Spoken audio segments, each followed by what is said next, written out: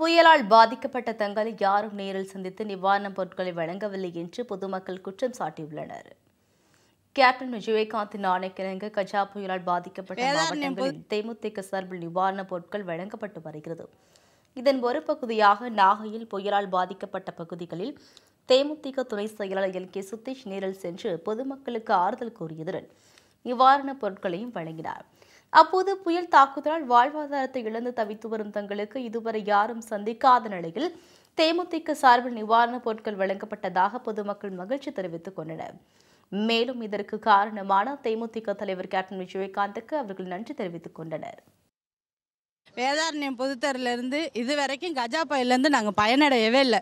எத்தனையோ பேருக்கு பாதிக்கப்பட்டவங்களுக்கெல்லாம் அடைஞ்சிருக்காங்க. எத்தனையோ வண்டி நிப்பாட்டி கேட்போம், ஒருத்த கூட மறைச்சி கொடுக்க மாட்டாங்க. எங்கள் வீட்டில் கூரை வீடு தான் இருந்த வீடு. எங்களுக்கு பாதிக்கப்பட்டிருக்குன்னு கொடுக்க சொன்னோம், இது வரைக்கும் கொடுக்கவே இல்லை. இன்றைக்கி தான் நல்லா திருப்தியாக நேரடியாக பயனடைஞ்சிருக்கும். கேப்டன் அவங்க தான் ரொம்ப நன்றி தெரிவிச்சுக்கிறேன். இதேபோல் ஈரோலில் மூழ்கியுள்ள மக்களுக்கு மின்சாரம் வழங்கும் பணியில் இரவு பகலாக ஈடுபட்டு வரும் மின்வாரிய ஊழியர்களுக்கு எல்.கே. சுதீஷ் பாராட்டும் நன்றியும் தெரிவித்தார்.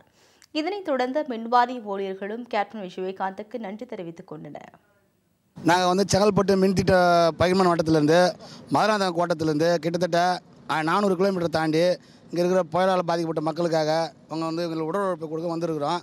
இந்த வந்த இடத்துல எங்களுக்கு எல்லாம் ஒத்துழைப்பு தராங்க. நாங்கள் எங்களோட கஷ்டத்துக்கு இரவும் பகலாம் போகாமல் நைட்டில் 9 மணி வரைக்கும் வேலை செய்துட்டு போகிறோம். காலையில் 5-6 மணிக்கு கிளம்புறோம். எங்களால் முடிஞ்சது அவங்களுக்கு பண்ணின்னு இருக்கோம்.